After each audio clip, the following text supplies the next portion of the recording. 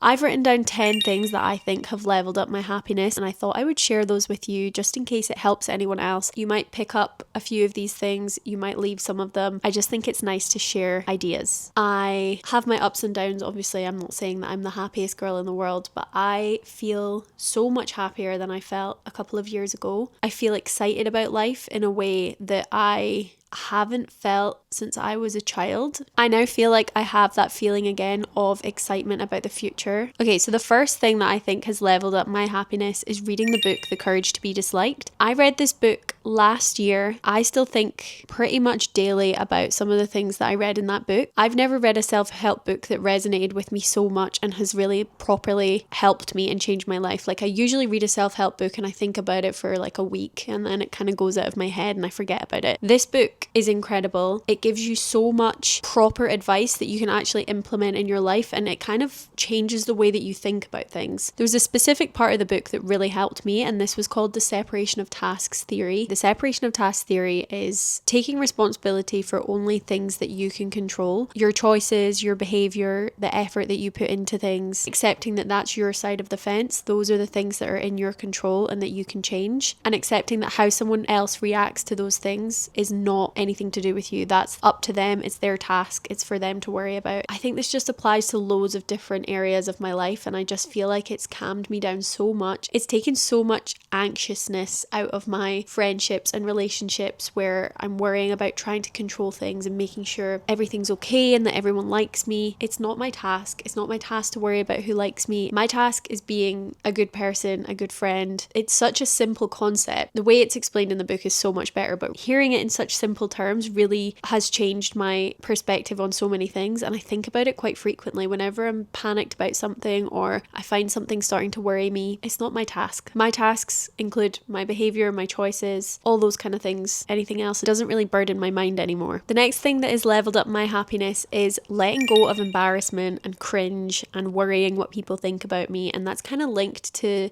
the last thing that I was talking about, the separation of tasks. It's not my task to worry about what other people think about me. I wanted to start this YouTube channel for so many years. I really wanted to do it, and I just was so worried about what people would think of me that it really held me back. This channel is such a huge source of enjoyment for me and happiness for me, and I think letting go of embarrassment and cringe has been so key to making myself a happier person. And I know it sounds a bit crazy because it's like, oh, it's easier said than done to kind of let go of embarrassment. Like, you can't just wake up one day and let go of embarrassment. But I actually think only you can give yourself permission to feel embarrassment. I spent a lot of time as a teenager, as a teenage girl, as most teenage girls do, being embarrassed or like nervous of what people would think or what boys would think or whatever it was.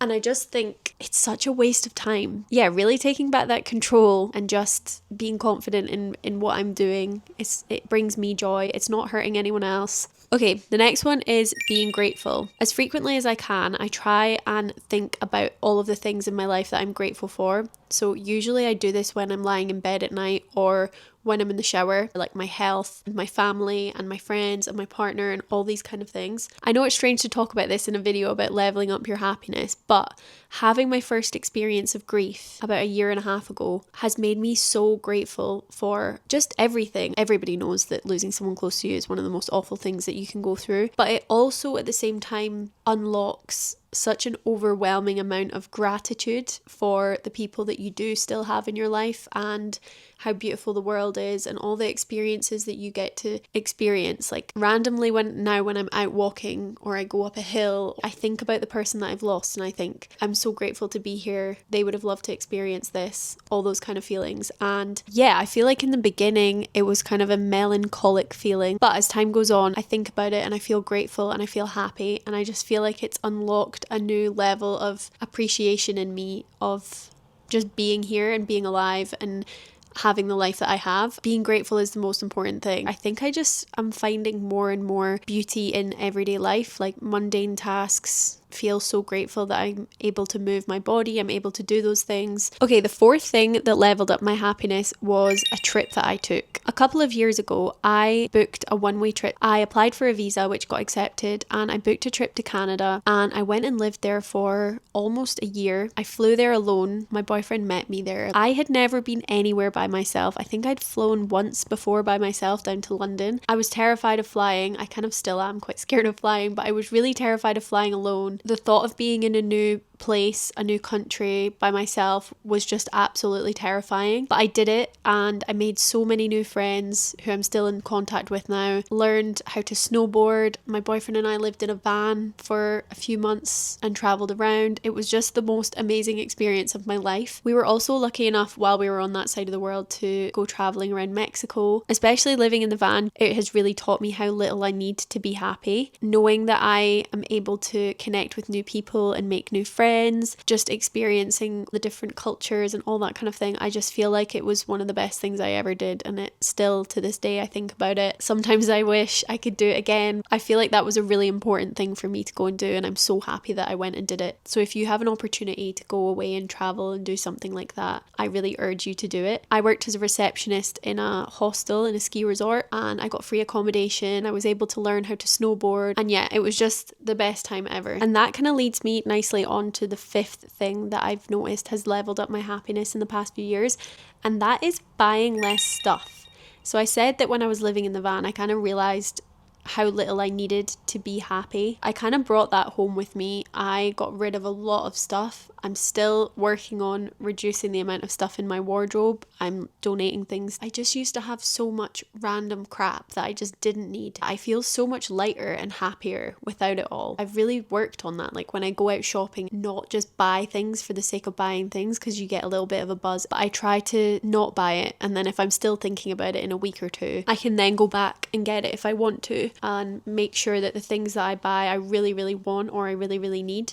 And I just feel like that has made me more at peace when I'm at home because I'm not surrounded by junk. It's really difficult, especially with social media now. There's so many trends and they literally last for about 5 minutes. So it's really difficult not to follow those trends. I've really, really tried to push that away. I'm trying to think of the last trend that I followed. It's been a while. I didn't buy a Labubu. I'm very pleased about that, although I wanted to. Okay, the next thing is very similar to that, and that is having a clean and tidy home and a good nighttime routine. Like I said, I used to have so much stuff. I used to be so messy and disorganized with all of my clothes everywhere, and I just felt like every time I got ready to go out, this place just turned crazy. There was clothes all over the bed and everything. I feel like I've really turned a corner with this. I've just moved into a much more calm part of my life. I have a really good nighttime routine. I'm really enjoying taking showers in the evening. It might sound crazy having showering at night on your how I leveled up my happiness list, but I'm putting it there. I really, really do stand by it. I feel like I just wash the day away, and making sure I've got nice clean pajamas on, it actually does make me feel happy. I know that it's kind of a cliche to say a tidy space is a tidy mind, but I really, really do agree with it. Never a truer word was said, honestly. We are now on number 7, saying no. I mean this in a way that energizes me. So I feel like in the past few years, I've really let go of situations or things that don't energize me, and I guess that's probably one of the big reasons why I've really gotten rid of a lot of stuff. I try to only say yes to doing things that I know will energize me or that I haven't done before and they're outside my comfort zone and they might energize me. I just don't know it yet. Where I know things drain me and I know that they're just not making me happy, I'm just saying no. Spending more time around people that make me feel like myself and paying attention to how I feel after I hang out with people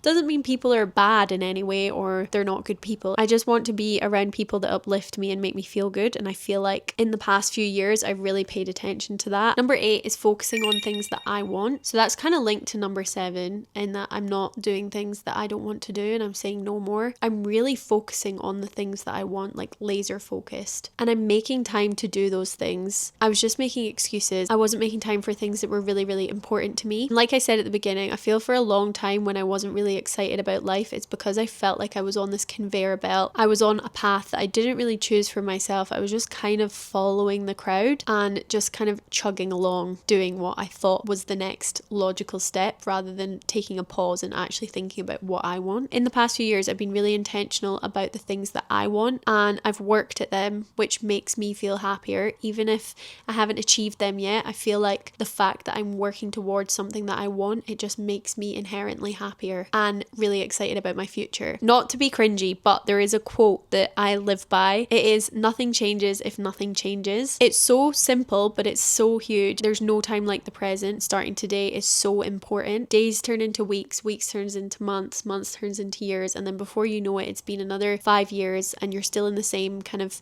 situation that you were in before. It might be cringe and it might be very Tumblr, but I love it. I might actually make it my laptop wallpaper. I feel a lot of satisfaction and happiness from the fact that I know what I'm doing is what I want to do, not what I think I should be doing or what would look good on paper or what gives me the most money or anything like that. I feel like I've got more clarity than I've ever had before, and I don't know if it's because my frontal lobe has fully developed and I'm now 28. I think it develops when you're 27. I don't really know anything about that. Okay, number 9 and 10 are very short and sweet and self-explanatory, so I'll just do those quickly. Number 9 is not drinking past the point of when I start feeling tipsy, because I just don't see the point anymore and I just feel like I feel so much better the next day. Yeah, I just feel happier. Also bundled into that drinking one is leaving when I want to. Okay, the final thing that I've only been doing for around 3 weeks, but it's significantly leveled up my happiness. I've deleted TikTok because it's just destroying my attention span. It just pulls me in. I get so addicted and I just scroll and scroll and I never post on it. I just consume. I'm trying to spend more time on apps like YouTube where I get to pick what I see rather than apps that